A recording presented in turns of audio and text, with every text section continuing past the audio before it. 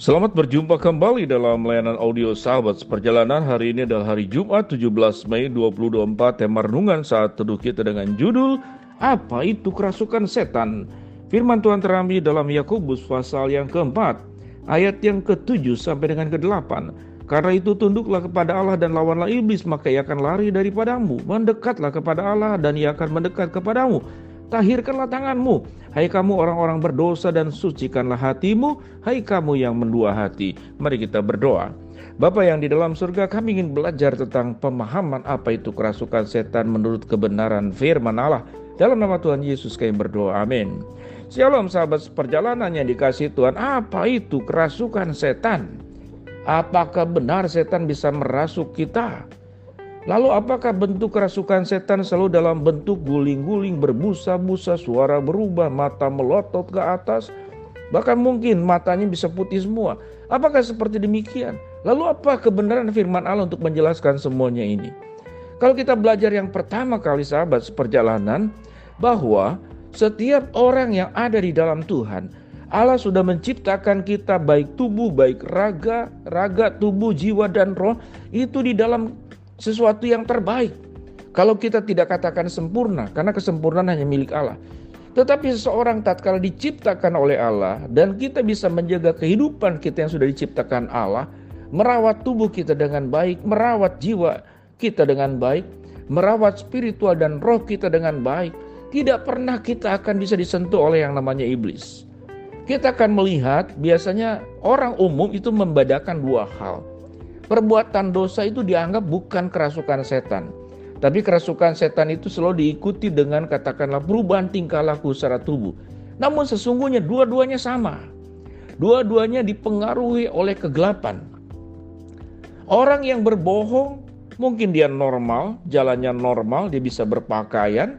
Orang yang berkhianat dia normal, bisa berkendaraan, bicaranya normal, dia berpakaian secara normal. Namun sesungguhnya jiwanya tidak normal, rohnya tidak normal, tingkah lakunya tidak normal.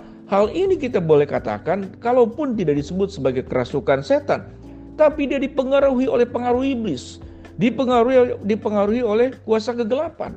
Kalau berbicara tentang kerasukan setan kemudian diikuti dengan perubahan-perubahan fisik, tingkah laku fisik seperti orang gerasa, orang yang kerasukan setan yang ada di kuburan, itu sesungguhnya prosesnya juga sebelumnya mengalami persoalan yang lebih dini. Mungkin dia tertolak, mungkin dia punya kepahitan di keluarganya, atau dia pernah mengalami bullying. Dalam catatan-catatan orang-orang punya pengalaman traumatik melihat orang bunuh diri, melihat orang kemudian berbuat hal-hal yang buruk, sehingga keseimbangan hidupnya menjadi terganggu. Pikirannya terganggu, perasaannya terganggu. Perasaan itu ketakutan, kecemasan yang berlebihan, lalu keinginan untuk merusak, keinginan melakukan segala perkara-perkara yang tidak sesuai dengan norma-norma, keinginan membakar, kesukaan melihat darah.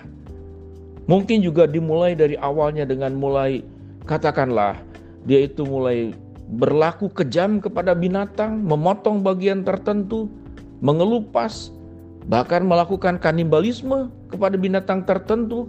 Secara hidup-hidup dia suka minum darah, menakutkan sekali.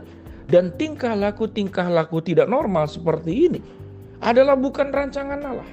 Sesuatu yang bukan rancangan Allah, sesuatu yang buruk, pasti itu berasal dari, tentunya bukan dari Allah. Siapa lagi? Yaitu dari iblis. Iblis punya tujuan paling utama merusak semua yang baik dari Tuhan, memutuskan segala hal semuanya dari Tuhan. Itu yang dilakukan, yang disebut oleh upaya iblis. Sehingga tingkah laku yang namanya kerasukan seperti dijelaskan di awal.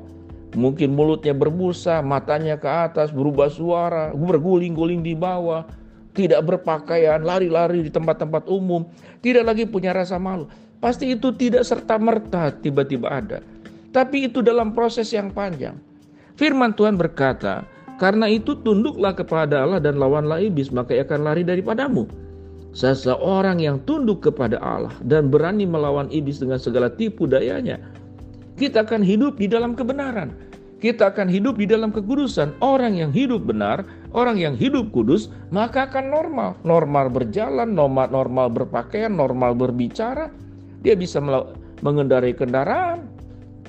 Tetapi orang yang kemudian bersekutu dengan iblis, mungkin awal-awalnya adalah hal-hal yang sederhana, bisa juga karena yang dia perbuat, atau mungkin juga dia karena dampak. Dia tidak punya niat jahat, tapi dia dikelilingi di dalam lingkungan keluarganya orang-orang berbuat jahat, tidak memberikan rasa aman, melihat perilaku-perilaku yang sadis, melihat pengkhianatan, melihat sesuatu yang traumatik, mungkin peperangan, atau mungkin juga melihat bencana alam. Anggota keluarganya semua meninggal, cuman dia yang selamat. Traumatik seperti ini tentu membutuhkan kekuatan dari Allah. Bahwa kita tatkala hidup mengalami kesulitan yang seberat apapun, ada kekuatan Allah. Orang yang berpaut kepada Allah, orang yang bersandar kepada Allah, dia akan sanggup melihat semuanya itu menjalani kesulitan hidup yang berat bersama dengan Allah. Dia tidak akan melakukan tingkah laku yang buruk. Tetapi kalau dia tidak mengandalkan Allah, dia tidak berpaut kepada Allah, tidak membangun hubungan seperti ranting dengan pokok anggur, dia terpisah. Dia tidak akan mengalami kekuatan. Dia menjalani semua dengan kekuatan sendiri. Kekuatan sendiri punya keterbatasan.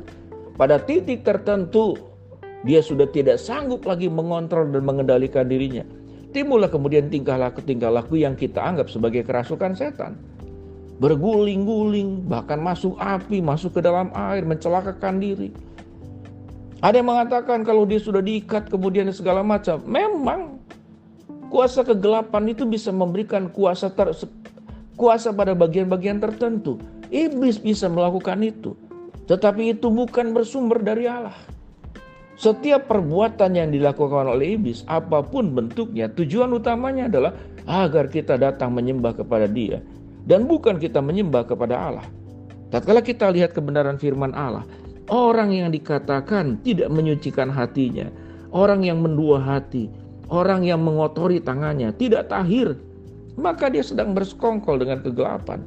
Dia bisa berbuat dosa dalam tingkah laku yang normal, tetapi juga dia bisa kemudian punya tingkah laku yang buruk, yang dianggap oleh sebagian orang sebagai kerasukan.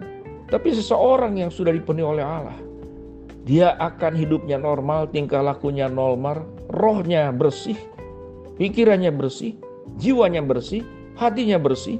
Semuanya punya hal-hal yang positif, yang berasal daripada kebenaran dan kekudusan. Dan tentunya semuanya itu adalah berasal dari Allah. Dengan demikian sahabat perjalanan, firman Tuhan katakan dalam 1 Yohanes 4 ayat keempat, roh yang ada pada dirimu lebih besar daripada yang ada di dunia ini.